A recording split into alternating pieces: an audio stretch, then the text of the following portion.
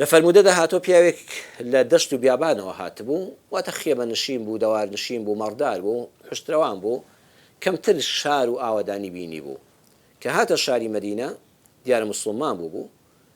ویستی بانگی پێغەمبەری خوا صلی الله علیه وسلم پێغەمبەری خوا صلی الله علیه وسلم چەند مەترێک لێ دوور و هەر لە دوورەوە بانگی کرد هۆ محەممەد هۆ تر هەوەیە زانی لە ناو دەشتا بانگ دەکات دەشتێکیەکان عادەتەن خەڵکی ئاوا بانگ دەکەن هۆ فڵان کەس لێی دوورە بە دەنگی بەرز بانگی دەکات ئەمیش بانگی سەروەری مرۆڤایەتی خاتەمی ئەنبیا و مرسەلین محەممەدی ئەمین صلی الله عليه وسلم دەکات بەم شێوازە ناشرینە هۆ محەممەد هۆ ناڵێ ئەی پێغەمبەری خوا صلی الله علیه وسلم صحابة وتيان بيتنگ بدنگ نزم كوا دنگ نزم كوا نازني خال القرآن فمن لا ترفعوا أصواتكم فوق صوت النبي كنا نكن دنگ تان بس دنگي پیغمبر برس كنا صلى الله عليه وسلم دعاء ممكن دو كان تام بوز دبيتوا إن جاتو أي محمد هو نبي وابلي أي پیغمبر خوا صلى الله عليه وسلم هاتوم خدمته بدنگ كي نزم بحياة وحرمته بأدبه بريزه ونقل دوره بانگي كي أيش حد جوينا ده الصحابة كان هر خوي برازاني ديسان بانگي كده هو محمد هو پیغمبر خوا صلی الله علیه وسلم فرموی هو بله هو اكو خوي جوابي دايوا پیغمبر صلی الله علیه وسلم چقريش بروي وتي اي محمد اي پیغمبر خوا پرسیارك ما فرموی بپرسا وتي قربان اگر کسێکی خوش بوي زۆر خۆشی بوي بەڵام کردەوەکانی وەکو کردەوەی ئەو نەبن لە قیامەتە پێی دەگاتەوە لە قیامەتە کەسێک کردەوەکانی زۆر لای خوا قبول کراوترن زۆر زیاترن تاعەت و عیبادەت و بەخشین و چاکەی زۆرترە کەسێک کەمی کردووە بەڵام ئەم کەسەی لەبەر خاتی خوا زۆر خۆش دەوێت پێی دەگاتەوە پێغەمبەر صلی الله علیه وسلم فەرمووی بەڵێ هەر کەسێکی خۆش بووە لە دنیادا و هەردووکیان موسڵمان و ئەهلی ئیمان بن لە قیامەتا پێی دەگاتەوە دەفەرمێ سەحابە ئەم قسەیان زۆر پێخۆش بوو ئەم موژدەی پێغەمبەر المرء مع من أحب لە قیامەتا چ کەسێک خۆشەویستت بێ لەبەر خاتری خوا ئەهلی ئیمان تۆ لەگەڵ ئەوانەدا پلەکەت بەرز دەبێتەوە دەچیتە ئاستی ئەو خۆشەویستانی خوای پەروەردگارەوە صلی الله عليه وسلم دا سەرنج بدەن نەرمونیانی و دڵگەورەی پێغەمبەر نەبووە صلی الله عليه وسلم ئێستا ئەو فەرمودەیە المرء مع من أحب ئێمە نەدەگەیشت هەرچەند سەحابە لێی تووڕە بوون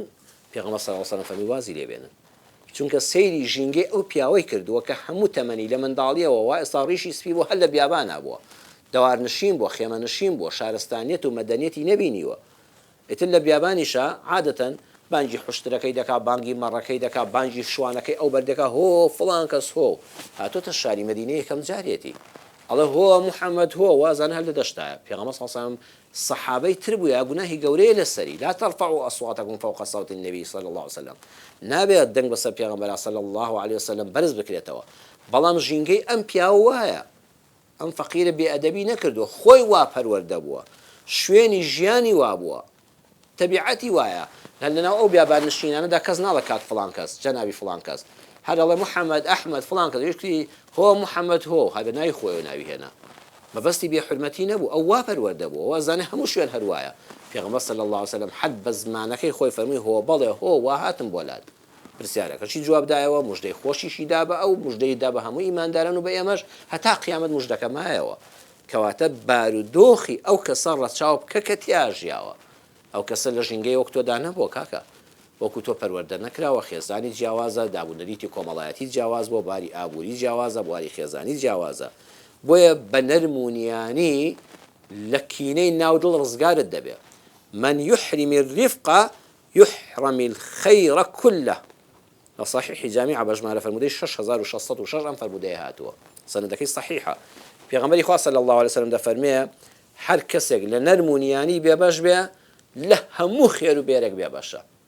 هر چی توش دبه لبلا لهالچونه و توش دبه لنرمونیانی و هر چی خیر و برکت توش دبه و پیغمبر خدا صلی الله علیه وسلم لکو تایید ام فرمودی تان عرض دکم کده فرمیه یا عائشه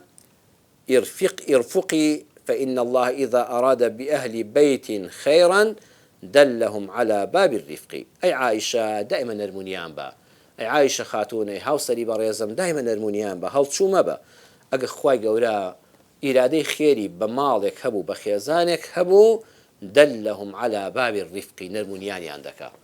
باوكيكي لسرخو داعشيكي مهربان من دالي زمان شيرين دنگ نزم بأداب أول نشاني وخوار رحمي بو خيزانه كردوه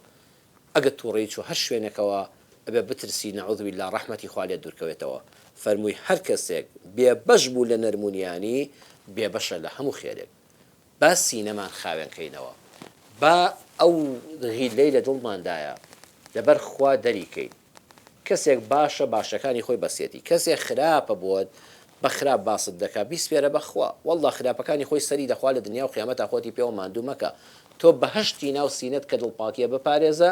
داواکارم خوا هەمووشمان بگەێنێ بە بەهەشتی کۆتایی کە ئاسوودەیی و پشودان و ئیسراحەت تەنها لەوێدایە. خوا لە ئەهلی بەهەشت بین، لە دۆزەخمان پارێزی، ڕەفتارمان بەهەشتی بێ، سینەمان خاوێن بێ، زمانمان بەرامبەر یەک پاک بێ.